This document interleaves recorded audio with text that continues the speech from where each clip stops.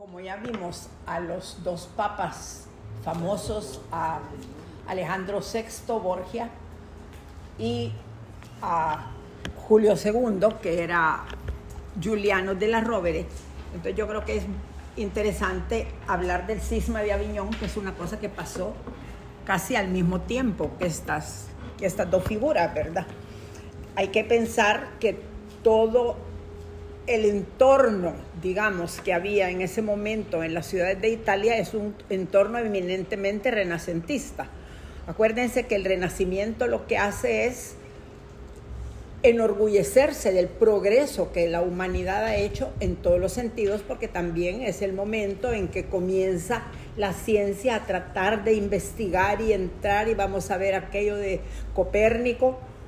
Entonces, claro, al mismo tiempo que se desarrolla la ciencia, el arte comienza también a desarrollarse, y lógicamente quienes más se benefician, digamos, de esta manera de pensar van a ser los italianos, porque, gracias, recuerden ustedes que todos los demás países, los alrededor, Inglaterra, Francia, España, Alemania, etcétera, todos van a pasar por ese tiempo que es como un parto del idioma latín y el dominio de Roma a las lenguas romances o a las lenguas típicas de los bárbaros, digamos, de los visigodos, de los sajones, etcétera. Entonces, como que la falta de un idioma común complica las cosas. No solo es un idioma común, sino fronteras. ¿Hasta dónde va a llegar cada país? Estilos de gobierno, que si monarquía, que si feudalismo y demás. En cambio, Italia no tiene ese problema. Italia son 5 repúblicas importantes, ya desaparece monarquía en ese momento, cada una por su posición estratégica geográfica, digamos, con un gran comercio con el mundo de Oriente, con Constantinopla. Fíjense que aquí van a faltar nada más 100 años para que ocurra la toma de Constantinopla por los turcos en 1453. Entonces, Italia lleva esa ventaja. Además, aunque tengan dialectos cada uno parecidos, Dante escribe la Divina Comedia en toscano, que era el idioma de la zona donde él vivía, de Florencia. Entonces el toscano se va a llegar a convertir en la lengua oficial de toda Italia. Entonces, con esto pensemos que a la par viene el gobierno de cada lugar. En el caso de Florencia están los Médicis, y luego van a ir otras familias importantes en Venecia, en Florencia, etc. Y entonces vamos a tener una sociedad próspera, muy rica y con deseos de presumir ante el mundo entero, ¿verdad? Entonces vean ustedes cómo cada uno se dedica a decorar su ciudad de una manera bellísima. Entonces vemos la influencia que hay en cada una. Por ejemplo, Venecia, acuérdense que es un eco tremendo de Oriente, ¿verdad? Desde su catedral de estilo bizantino, etcétera, y Florencia con todos sus monumentos al aire libre. Florencia es un museo prácticamente al aire libre. Entonces todo esto influye tremendamente en la iglesia. ¿Por qué? Porque los papas pertenecen a esas familias, y como tienen un estado territorialmente grande, con un estilo que en el sentido malo de la palabra, el papa era respetado más que por ser el dueño de los estados pontificios, porque era la cabeza de la iglesia y había como una unión espiritual con él. Él tenía armas que los otros no tenían, me refiero a la excomunión. Entonces todo eso hace que el papado entre en una competencia por los bienes materiales que no le correspondía, ¿verdad? Pero se va adaptando a la época. Entonces vamos a empezar a ver. Acuérdense que ya lo vimos con Alejandro VI y con el otro, que había entre los cardenales que si compro a este, que si compro al otro, y no podía llevar a nada bueno, ¿verdad? Bueno, aquí están los 7 papas que fueron testigos del cisma de Aviñón. Clemente V, Juan XII, y no sé si dice Benedicto XII, ahí tampoco sé qué dice, Inocente VI, ese sí lo alcanzo a leer, y los otros a saber. Pero bueno, así que esto nada más para que tengan una idea. Y lo que está abajo es una toma moderna, lógicamente, de la ciudad de Aviñón, que todavía guarda el Palacio de los Papas y unas murallas espectaculares y una catedral bellísima, ¿verdad? ¿Qué fue entonces el papado de Aviñón? Es un periodo en la historia de la Iglesia Católica en que la sede del papado se trasladó de Roma a la ciudad de Aviñón en territorio francés, pero parte de los estados pontificios. Entonces, fíjense que es un poco complicado, porque es el sur de Francia, pero es parte de los estados pontificios. Pero claro, al estar en el sur de Francia, tiene una influencia tremenda el rey de Francia aquí. Yo no sé si ustedes se acuerdan de los libros de los Reyes Malditos. Ahí hay un libro casi entero a donde cuenta la influencia de Felipe IV el Hermoso sobre la elección de los papas, que incluso obliga a los cardenales a que hagan el cónclave en un lugar cerrado y él manda tapiar las puertas, así para que no pueda salir ninguno hasta que hayan elegido a un papa francés. El cónclave. Cabal. Entonces, se conoce también como el cautiverio de Babilonia, como un paralelismo al destierro del pueblo judío. Ahora, el papado de Aviñón tiene como 2 etapas.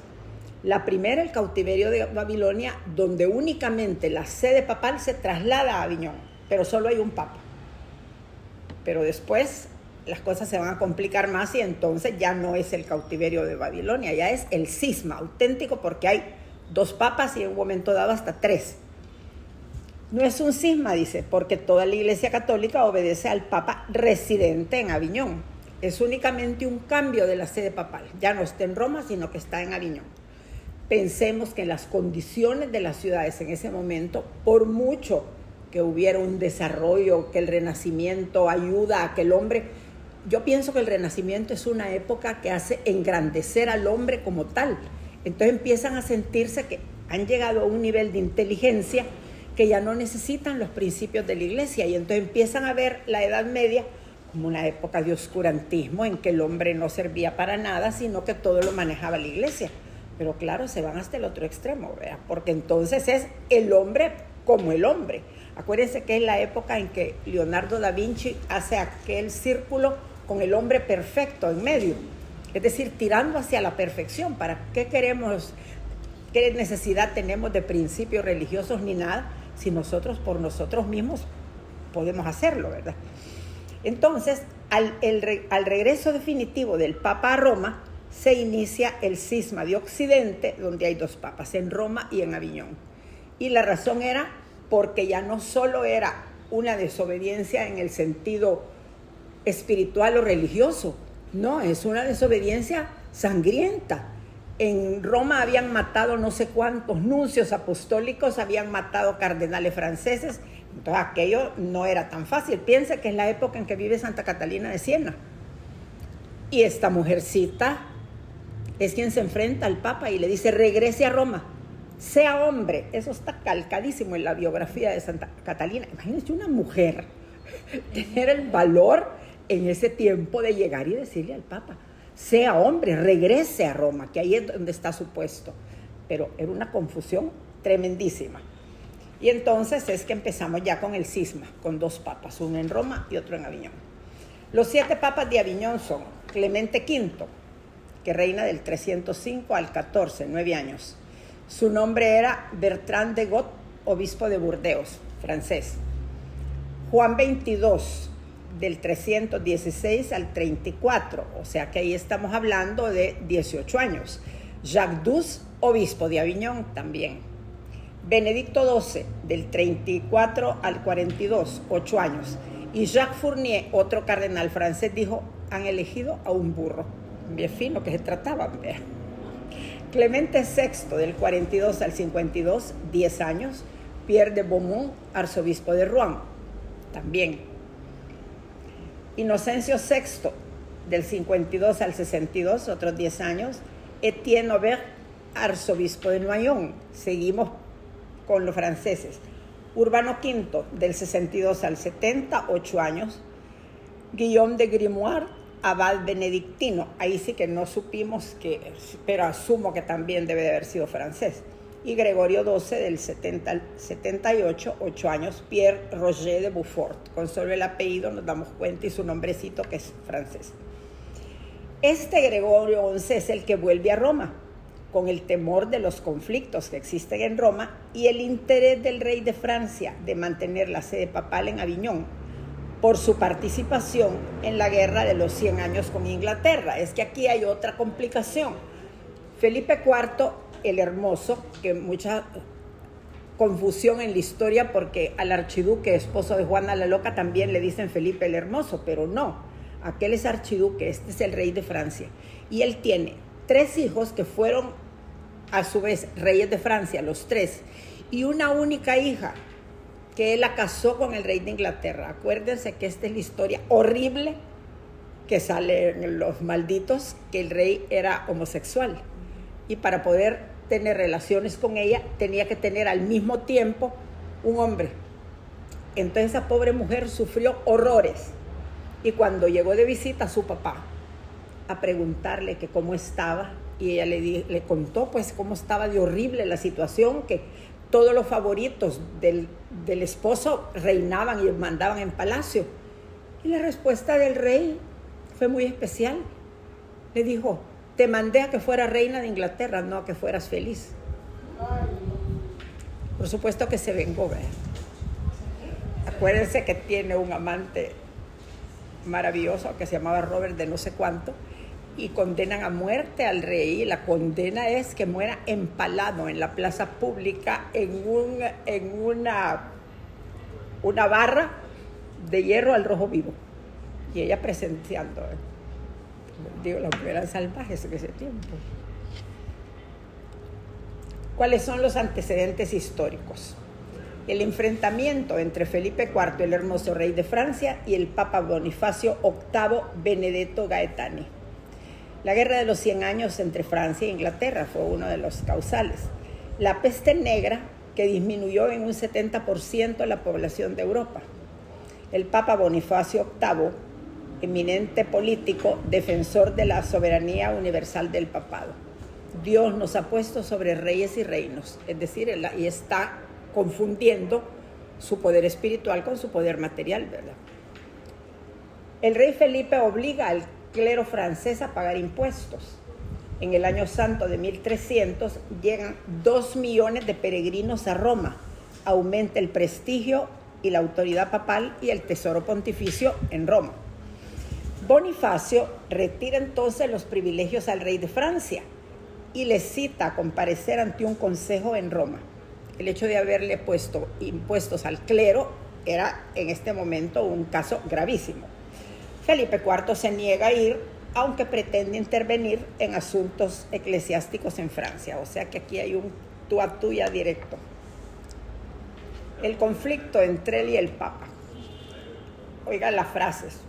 Su venerable estupidez puede que no sepa que no somos vasallos de nadie en cuestiones temporales. Felipe IV al Papa Bonifacio. Y aunque es una grosería lo que está diciendo, tiene toda la razón. Porque en cuestiones temporales no puede ser vasallo del Papa. El Papa no es ninguna autoridad temporal. Afirma el absolutismo monárquico y acusa al Papa de sodomía, simonía, hechicería y herejía, y prohíbe enviar el diezmo de Francia a Roma. El Papa prohíbe al clero pagar impuestos al rey. Entonces aquí cada uno va con el castigo que le puede dar al otro, ¿verdad? Las acusaciones al Papa son horribles, de sodomía, simonía, etc. Acuérdense que la simonía es pagar para lograr un cargo eclesiástico, ¿verdad? O para lograr algún favor. Felipe IV entonces encarcela al obispo Palmier acusándolo de alta traición. Bonifacio VIII publica la bula sobre la doctrina teocrática, que Dios y el Papa mandan sobre todos, que confirma el poder papal de los reyes.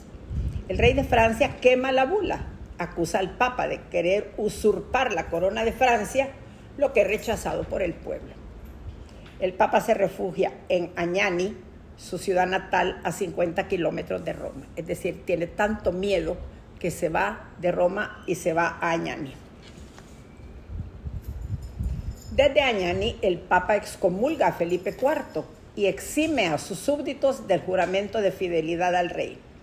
Entonces, Guillermo de Nogaret, que va a ser el mismo que condena a los templarios, y uno de los 3 que son acusados por el jefe de los templarios al que están quemando, no me acuerdo ahorita cómo se llama, ya me voy a acordar.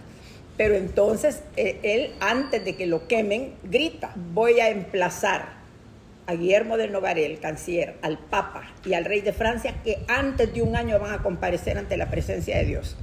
Y le salió, antes de un año se murieron los tres. Entonces, pero ya me voy a acordar cómo se llama el otro. Y que siete de toda su descendencia. Sí, no, es terrible y aparentemente los quemaron en la sede de los templarios, que era la isla del Temple, que es lo que está en la esquinita donde es la isla de la Cité, donde está la catedral de Notre Dame. Y el rey estaba en un palacio cercano y lo veía y disfrutando la quema, ¿verdad? Y dice que en un momento dado dijo: me arrepiento. Y el otro le dice al canciller: de haberlos quemado, no de no haberles cortado la lengua para que no griten. No, miren, es que si uno cree que la iglesia está fatal, en otros momentos ha habido peores y el Espíritu Santo la ha salvado, o sea que nada. Lo privó de agua y comida por 3 días para obligarlo a dimitir. El Papa lo rechaza y Colonna lo abofetea con guante de hierro al Papa. Acuérdense que Colonna es uno de los nobles de Francia, claro. Aunque ha sido difícil comprobar la veracidad de la bofetada, esto se ha repetido en muchos textos como la bofetada de Agnani. El Papa es liberado por el pueblo de Agnani, vuelve a Roma, pero muere un mes después, por la pena moral o por el maltrato recibido, ¿verdad? Dante condena el atentado como una ofensa al mismo Cristo. Lógicamente, como Dante escribe la Divina Comedia en este tiempo, él toma partido, a veces está con el rey, otras veces está con el papa, y como vive peleado con bastantes papas, la descripción del castigo que tienen los papas en el infierno, dice, es un pozo profundo de fuego, a donde los papas entran de cabeza, y entonces todavía el último, no, son tantos los que hay abajo, dice, que todavía el último no ha terminado de entrar y le salen las piernas para afuera. Que miren, la Divina Comedia tiene unas cosas terribles. Dante condena el atentado como una ofensa a Cristo, dice. Aquí está la bofetada en 2 diferentes pinturas de la época, ¿verdad? Sumamente dramático, porque el hombre, el Colonna, llega con tropas, no llega solito, ¿verdad? El cardenal Nicolás Boccassini, obispo de Ostia, acompaña al Papa Bonifacio VIII en su exilio en Agnani y tras su muerte es elegido como Papa Benedicto XI en 1303. Intenta reconciliarse con el rey de Francia, quitándole la excomunión, pero excomulga a Nogaret y a Scarra Colonna como los autores materiales. Sí. Sintiéndose amenazado, el Papa se refugia en Perugia, pero muere después de 8 meses por una indigestión de higos o envenenado por orden del rey de Francia. Se inicia entonces el predominio real sobre el papado y sobre la iglesia, permitiendo que el pontífice sea juzgado por un concilio. Felipe IV impondrá cardenales franceses que elegirán a su candidato al papado y lo obligará a trasladar la sede papal a Aviñón. El último papa italiano fue entonces que se murió a los 8 meses, dice, ¿verdad? Ahí hay una foto de parte del Palacio de los Papas en Aviñón, que es auténticamente moderna, ¿verdad? Nueva, una cosa bellísima. Piensen que todavía, acordémonos que estamos en siglo XIV, o sea que todavía no hemos entrado al gótico, entonces todo es amurallado. Los únicos principios de medio gótico son las 2 torrecitas puntudas. De ahí el resto es totalmente cuadrado, tipo murallas, pues, y es como un cuartel, pero piensen el peligro que tiene que haber tenido para que se haya construido así, ¿verdad? El Papa Clemente V, que es francés, es elegido en un cónclave en Perugia al que no asiste por no ser cardenal y vive en la diócesis de Burdeos, o sea que él no va al cónclave. Es coronado en la ciudad de Lyon y nombra 9 cardenales franceses. Anula las sentencias eclesiásticas contra el rey y es obligado a trasladar la sede papal a Aviñón y a llevarse el tesoro papal. Retira la excomunión a Nogaret y Colonna por el atentado de Agnani. El rey ordena juicio a los templarios, acusados falsamente de herejía, idolatría y sodomía, forzando al Papa a suprimir la orden. Felipe IV tenía fuerte deuda con los templarios que era impagable. Es que aquí hay otro punto importante, como no hemos hablado mucho de los templarios, pero los templarios eran una orden militar religiosa, voto de castidad, y estaban hechos para defender el camino hacia el Santo Sepulcro, nada más para eso. Tenían unas leyes de caballería mucho más estrictas que las normales. Las normales, un caballero cuando dos lo atacaban podía huir. Los templarios tenían que esperar hasta 5. Y claro, como eran gente muy inteligente, la que se unía a los templarios no era cualquiera que va pasando en la calle, ni mendigantes ni porcioseros, entonces ellos donaban su patrimonio al temple para poder construir la ruta que llevaba a través de toda Europa hasta Santiago de Compostela y hasta Jerusalén, y la ocupaban como monasterios, pero al mismo tiempo como lugares de defensa. Pero ellos eran muy buenos administradores, entonces se llegaron a convertir como un banco confiable en que mucha gente les depositaba sus haberes y poseres, ellos lo administraban y les iban pagando sus intereses. Entonces la fama que tenían era excelente.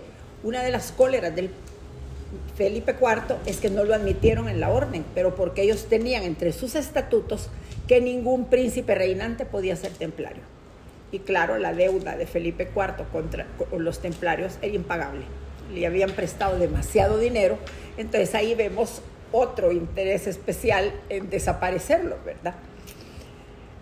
Queman en la hoguera al gran maestre, quien conmina al rey y al papa a presentarse ante Dios en el término de 1 año, lo que se cumple con toda exactitud. El papa de Clemente V duró 9 años. El segundo, Juan XXII, fue nombrado por el rey Felipe IV como arzobispo de Aviñón. Conflicto con Luis IV, emperador del Sacro Imperio Romano Germánico, al negarse a coronarlo y reconocer su soberanía como rey de los romanos.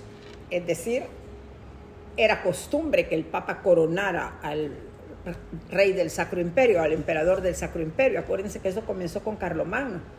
Pero entonces dijo que no lo coronaba.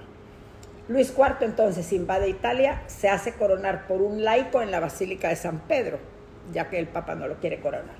Depone al Papa Juan XXII y nombra a Nicolás V, pero el pueblo de Roma se subleva. Juan XXII excomulga a Nicolás y al emperador, quien se ve obligado a abandonar Roma. Entonces vamos a empezar con que los papas entre ellos se deponen y se excomulgan. ¿Ve? El papado de Juan XXII duró 18 años. El Papa Benedicto XII, que era francés también, de humilde familia de panaderos, ingresa como monje cisterciense, estudia teología en París y va a ser abad de la abadía de Montfroid. Ser abad de una abadía daba muchísimo prestigio porque tenían que ser muy inteligentes, porque los monjes lo que hacían era copiar textos del latín o del griego al latín o de idiomas antiguos. ¿Verdad? Era obispo de Palmiers y de Mirepoix, le llamaban el cardenal blanco, por mantener su hábito del cister, y combatióles la herejía de los cátaros. Acuérdense, es la época también de los cátaros y de los albigenses. Al ser elegido papa, exclamó: han elegido a un burro. O sea que fue él el que se autoproclamó burro, no otro que se lo dijo. El problema con el emperador del Sacro Imperio, por su amistad con el rey de Francia. Los obispos alemanes piden reconciliación con el soberano y declaran no necesitar la aprobación papal. Entonces, ya que el papa no los quiso coronar, ellos no necesitan la corona, aunque se siguen llamando romano-germánico.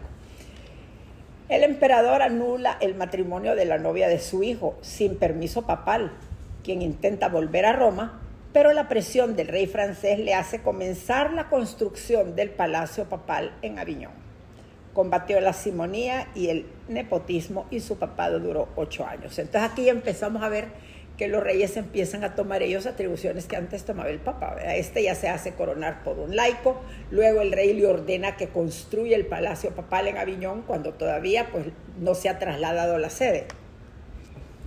Clemente VI es monje benedictino de noble familia, arzobispo de Rouen, consejero de Felipe IV. Tuvo apoyo económico para expulsar a los ingleses de Francia. Estableció en la corte papal un estilo de vida lujoso, extravagante, en trajes, banquetes y decoración del nuevo palacio. Dice que cuando Santa Catalina de Siena llegó al palacio papal de Aviñón, al fin mujer, ¿verdad?, comentó, le preguntaron, ¿qué le parece? Algo así como esta pobre que viene de Italia a ver de dichado pueblo, monjita y todo lo demás. ¿Qué le parece el palacio papal? Aquí apesta el pecado mortal, les dijo. La peste negra mata a 1/3 de la población de Europa en 3 años y culpan a los judíos y hay linchamientos y masacres como venganza otra vez. El Papa condena la violencia, afirma que los instigadores son seducidos por el diablo como un castigo de Dios al pueblo y ordena a la jerarquía de la Iglesia proteger a los judíos. Compra la soberanía de Aviñón a la reina Juana de Nápoles y la declara inocente de complicidad en el asesinato de su marido. Acuérdense que como Aviñón era parte de los estados pontificios, porque era parte del reino de Nápoles, que había sido de los que todavía es de los españoles cuando llega Fernando el Católico.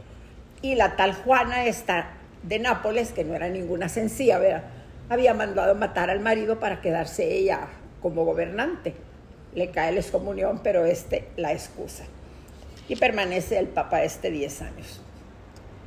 Inocencio VI es profesor de Derecho Civil, ejerció como juez y abogado. Como eclesiástico es obispo de Lyon y Clermont y como cardenal obispo de Ostia y Valletri. Par de Francia y consejero del rey Felipe VI, o sea, es un hombre bien inteligente. Y acuérdense que el hecho de que sea obispo de todos estos lugares es por la sencilla razón que el obispo recibía diezmos y podía intercambiar negocios con otros lugares, y que ya le caen 3, entonces más que contento. En un cónclave de 2 días, 26 cardenales lo eligen papa, con la firma de un documento que el elegido debía ceder poderes pontificios al colegio cardenalicio. O sea, aquí el concilio está sobre el papa, porque el papa le ha delegado poderes. Pero Inocencio VI declara inválido el documento. Hay anarquía en Roma, gobernada por el tribuno Cola di Rienzo, luego asesinado por las turbas. El Papa envía al cardenal Álvarez de Albornoz con un ejército para dominar la revuelta. O sea que el cardenal no va en calidad de establecer un arreglo espiritual, va como jefe de un ejército. Como delegado logró la paz entre Francia e Inglaterra y en Castilla. Realiza reformas, prohíbe la acumulación de cargos y que los obispos vivan fuera de su diócesis, porque ni siquiera vivían en la diócesis, vivían en otro lado. Rechazó el lujo y viviendo en austeridad durante los 10 años que duró su papado. Al fin y al cabo, tenía una ventaja, era abogado, entendía pues la diferencia que debía de haber entre las dos cosas y actuó en consecuencia. Urbano V, otro monje benedictino, abad, profesor de Derecho Civil y Canónico. Como diplomático, soluciona conflictos entre la Santa Sede y el arzobispo de Milán sobre el control de la ciudad de Bolonia. En tercera votación eligen a Urbano V, ausente por no ser cardenal. Vuelve a Roma al abandonado Vaticano y restaura las basílicas, o sea, se muda de Aviñón. Logra la reconciliación del emperador del Sacro Imperio y la conversión de Juan V Paleólogo, emperador de Constantinopla. Envía misioneros franciscanos a los países del este europeo y a Mongolia. Una sublevación en Viterbo y el peligro de invasión de mercenarios al Palacio Papal de Aviñón le hacen regresar luego de 3 años. Muere 2 meses después, según le vaticinó Santa Brígida, monja sueca. Reinó como papa 8 años. Fíjense que curiosamente en el cisma de Aviñón las 2 que más trabajaron fueron mujeres. La Catalina de Siena y esta que era una monja sueca. Y es santa también, por supuesto, Santa Brígida, porque solo por inspiración de Dios se les podía ocurrir a ella mediar ante el papa, mediante escritos y todo lo demás, ¿verdad? Esta nunca llegó a Aviñón, pero la otra sí. Gregorio XI. De noble familia, hizo una precoz carrera eclesiástica. Su tío Clemente V le nombró cardenal a los 18 años. Elección unánime con 40 votos, claro, como iban a votar en contra del candidato del Papa, ¿verdad? Nombra obispos franceses en diócesis italianas y rechazado por la familia Visconti de Milán, que se apropian de territorios pontificios. Son excomulgados y confiscados sus bienes. Hacen comer a los delegados papales los documentos de excomunión y embargo. El delegado papal Roberto de Ginebra contrata mercenarios para reprimir levantamientos de las ciudades italianas. Inicia la guerra de los 8 santos, dice. Magistrados florentinos contra el Papa, que pone a la ciudad en entredicho. Eso quiere decir que no pueden recibir ningún sacramento si la ciudad está en entredicho. Hay saqueos en palacios y conventos y masacre de mercenarios. Santa Catalina de Siena le exige imperiosamente, la palabra imperiosamente significa que le dijo eso: sea hombre, regrese a Roma. Aquí hay una pintura de los papas en Aviñón, si se dan cuenta, la tiara es una corona de 3 coronas, ¿verdad? Y los cardenales, que eran los que viajaban también con él, pero imposible pensar en este momento al Papa entrando a una ciudad a caballo, ¿verdad? En calidad de guerrero. A bala de Siena. Chistosa. Ella era la hija número 22 de una rica familia de comerciantes, notarios del gobernador de Siena. No tuvo educación formal nunca, claro, las mujeres no aprendían nada, ¿verdad? Pero con planes matrimoniales. A los 7 años, dice, tiene una visión de Cristo y hace un voto de castidad. Los planes paternos de casarla a los 12 años con un rico pretendiente que ella rechaza y es encerrada y obligada a duras tareas domésticas.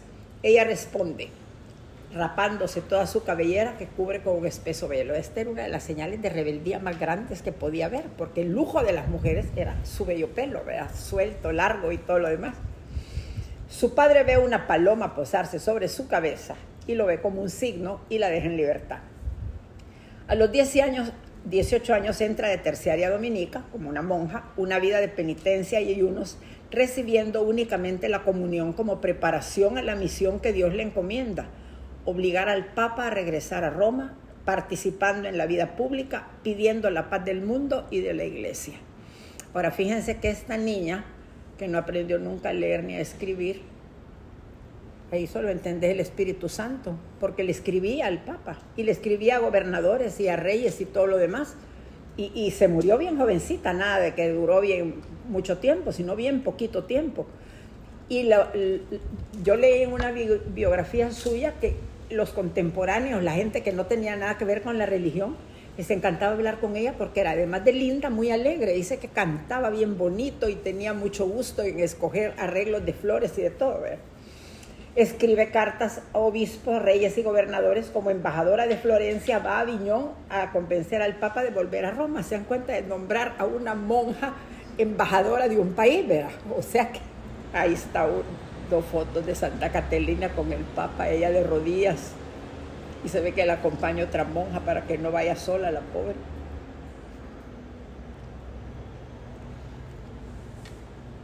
Catalina tiene una visión de Cristo en su trono con los santos Pedro y Pablo.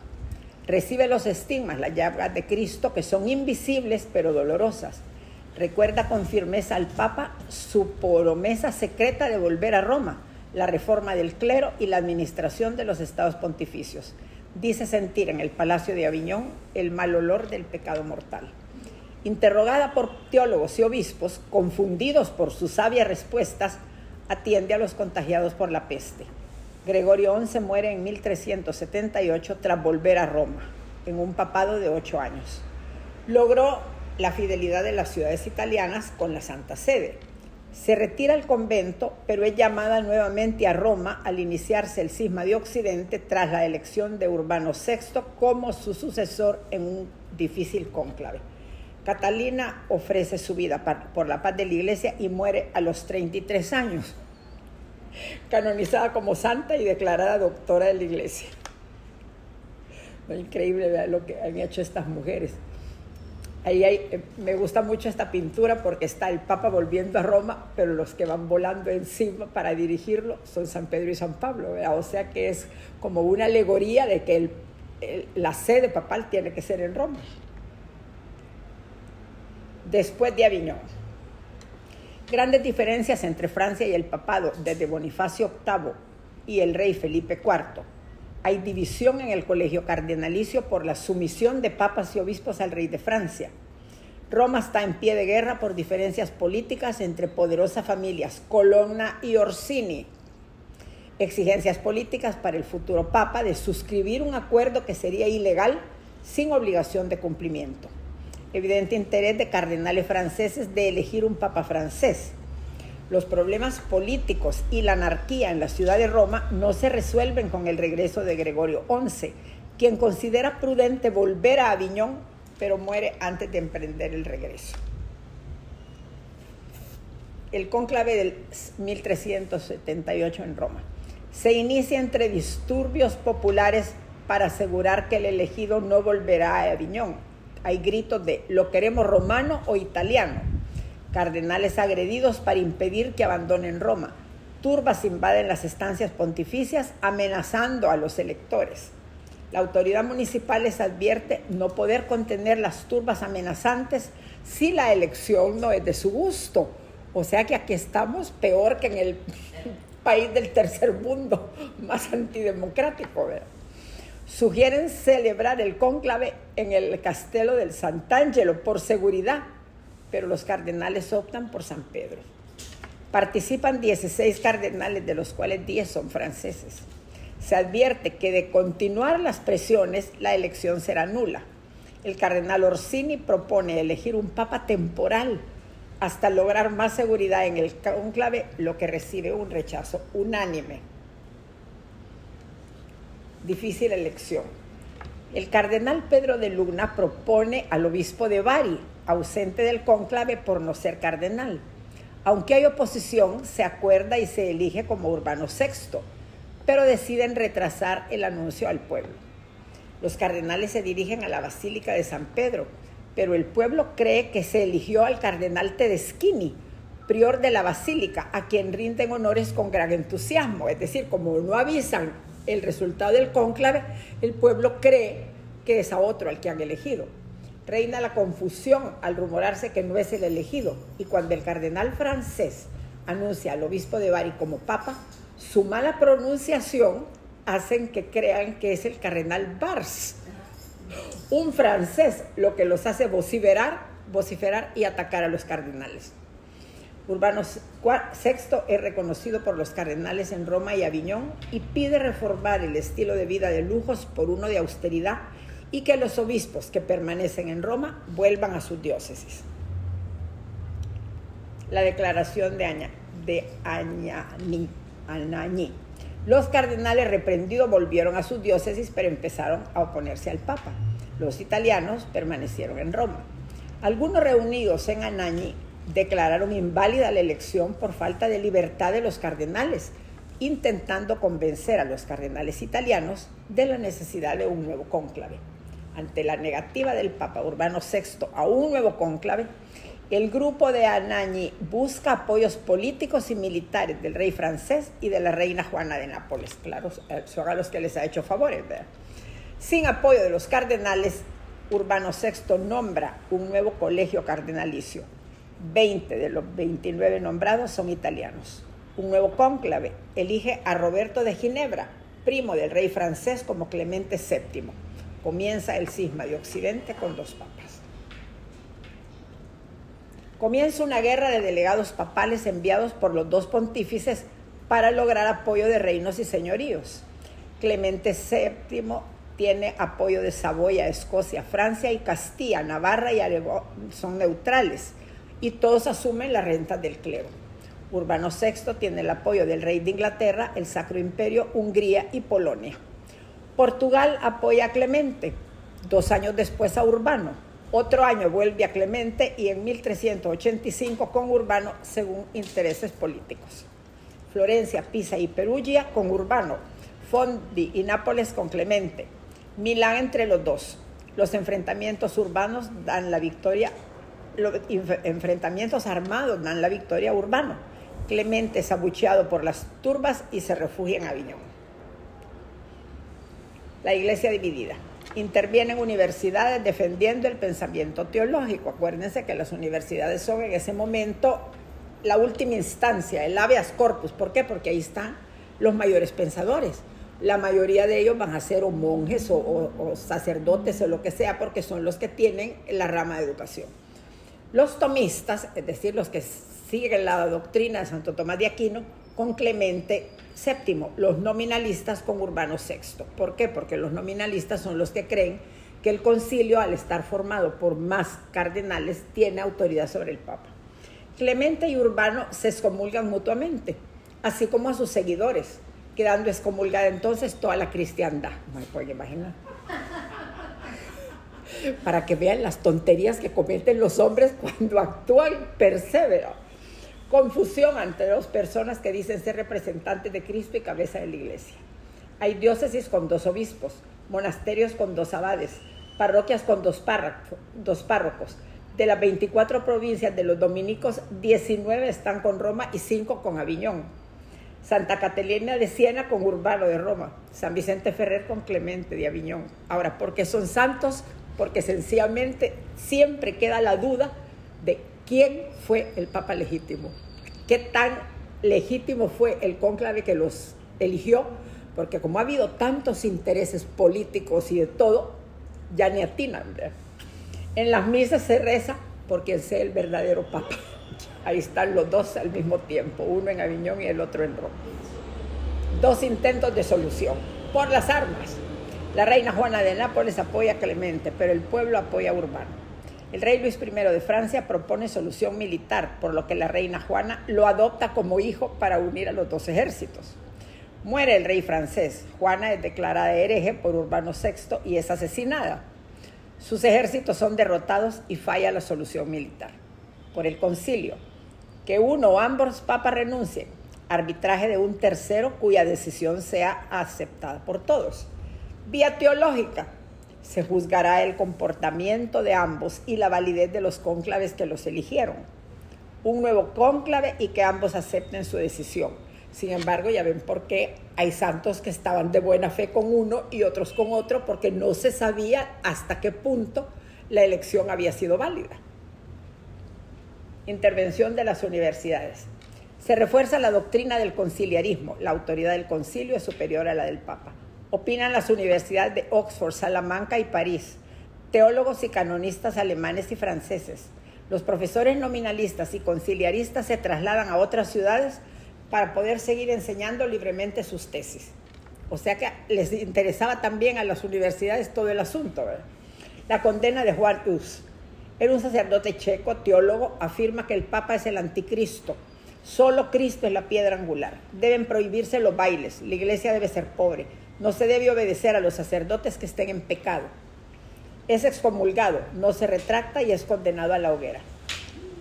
Van a asar a un ganso, pero dentro de un siglo vendrá un cisne al que no podrán asar. En el escudo de Lutero aparece un cisne. O sea que puede ser casualidades, pero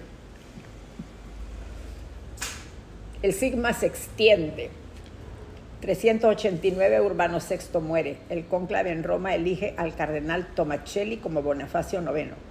349 muere Clemente VII y el cónclave de Aviñón elige al cardenal Pedro de Luna como Benedicto XIII. Estamos hablando de un papa español que es pariente de los... No. En 1404 Bonifacio IX muere. Eligen a Inocencio VII que muere en el 406. Y le sucede Gregorio XII hasta su muerte en 1415. En Aviñón, Benedicto XIII pierde el apoyo de sus seguidores que no lo pueden manipular y decide buscar otra solución. Es decir, este hombre tenía un carácter bien fuerte y actúa como él cree, sin dejarse manipular. Teólogos y canonistas franceses y alemanes proponen 3 soluciones. Un compromiso mutuo, que los 2 estén de acuerdo, cesión al otro, y 3, convocar un concilio ecuménico. Gregorio XII de Roma y Benedicto XIII de Aviñón deciden reunirse en Savona para abdicar y convocar a un nuevo cónclave, pero ninguno asiste porque los 2 se niegan a ceder el poder. El concilio de Pisa, 1409. Gregorio XII de Roma y Benedicto XIII de Aviñón son convocados al concilio de Pisa. Ninguno asiste, ambos son depuestos y acusados de cismáticos, perjuros y herejes.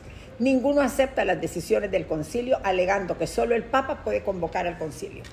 En Pisa se elige a un cardenal italiano con el nombre de Alejandro V. Gregorio XII convoca su propio concilio en Italia con poca asistencia. Benedicto y Alejandro son cismáticos y devastadores de la iglesia, decide. 10 meses después, 1410, muere Alejandro V. Se sospecha que envenenado. Y nombran a Juan XXIII, que permanece en Roma. Ya saben entonces por qué el Papa Juan XXIII se nombró así, para dejar en claro que este nunca fue legítimo. Gregorio XII se refugia en Rímini y Benedicto XIII en el castillo de Peñíscola, en Valencia, España. En la iglesia hay 3 papas. Miren, el castillo de Peñíscola es uno de los lugares más espectaculares que se pueden imaginar.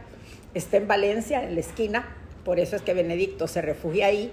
Ahí es donde filmaron el Cid, en ese castillo. Y, bueno, es de lo más impresionante el castillo, y les voy a contar que como en España todavía hay gente que cree que Benedicto XIII, que el Papa, sí, Benedicto XIII Luna, era el verdadero Papa. Y hay una novela preciosa de Blasco Ibáñez que se llama El Papa del Mar, pero lindísima. Entonces, en el castillo, porque así se puede visitar y es una belleza, hay una gran placa de bronce que está suscrita por el Colegio de Abogados especialistas en teología y derecho canónico, pero del siglo XX, ¿verdad? A donde declaran que ellos consideran que si el Papa Benedicto XIII, Pedro de Luna, murió creyendo firmemente que él era el Papa, pues que tal vez tenía razón. Eso ahorita, impresionante. Ahí están los 3 hombres. Benedicto XIII se murió bien viejito, ahí en Peñíscola, bien anciano. Concilio de Constanza, solución: que Segismundo, emperador del Sacro Imperio y rey de romanos, convoque a un concilio porque tiene la potestad de hacerlo. Confirmado por el Papa Juan XXIII, se discute sobre los derechos del concilio, del Papa y del emperador y una reforma de la Iglesia. El Papa Juan XXIII se enemista con el emperador, pero sin abdicar, y huye disfrazado. Es destituido, arrestado y hecho prisionero en 1415. Gregorio XII confirma la convocatoria al concilio y renuncia al pontificado para bien de la Iglesia. El concilio acuerda la celebración de concilios cada 10 años. Los 23 cardenales acuerdan la elección de 30 cardenales más de 6 países. Se elige al cardenal alemán Otón de Colonna como Martín V. Ay, tenía que poner yo a Benedicto XIII, el Papa del Mar, Dios mío. El Papa Martín V envía al cardenal Alfonso de Borja, futuro Papa Calixto III, a parlamentar en Morella con el rey de Aragón y San Vicente Ferrer para convencer al antipapa Benedicto XIII a abdicar. Aquí quiero aclarar una cosa, y es que la palabra antipapa no fue producida por la Iglesia, sino que por gente particular que les parecía que este no era el papa legítimo y le decían el antipapa, pero eso podía cambiar, para unos era el legítimo, para otros no. Entonces por eso la Iglesia, cuando se habla en documentos pontificios y todo lo demás, dice de 2 obediencias, como para decir, pues no sabemos, uno no sabe la intención de esas personas. Benedicto XIII es recibido con honores papales, entra bajo palio a la solemne misa. El emperador viaja a Perpiñán para convencerlo, pero sin resultado. El antipapa ha perdido el apoyo de todos. Benedicto XIII se niega a abdicar por estar convencido que es el papa legítimo, y así se mantiene en Peñíscola hasta su muerte en 1423 a los 93 años. El concilio lo depone por hereje. Se dan cuenta que en esa época llegar a los 93 años era algo impensable, ¿verdad? Benedicto ha nombrado a 4 cardenales. 3 de ellos eligen al cardenal Gil Sánchez de Albornoz como Clemente VIII para sucederle. O sea que él nombra a sus propios cardenales y estos cardenales eligen al que lo va a suceder. El cardenal ausente, el francés Jean Carrier, nombra en solitario al clérigo sacristán como Benedicto XIV. ¡Qué desmadre! Que nombre al sacristán y él solo lo elige. Y ahí se acaba el cisma de Occidente, por supuesto, gracias a Dios. Ahí está, sí, está el castillo de Peñíscola, que no me podía faltar dejarlo, que es una cosa espectacular. Y al otro lado está como en un ingreso de la roca al mar, o sea que tiene el mar de los dos lados. Divino. Benedicto XIII, el Papa Luna, ahí está su báculo todavía, y miren la carebravo que tiene, ¿verdad? En la escultura esa que está a la entrada de Peñíscola.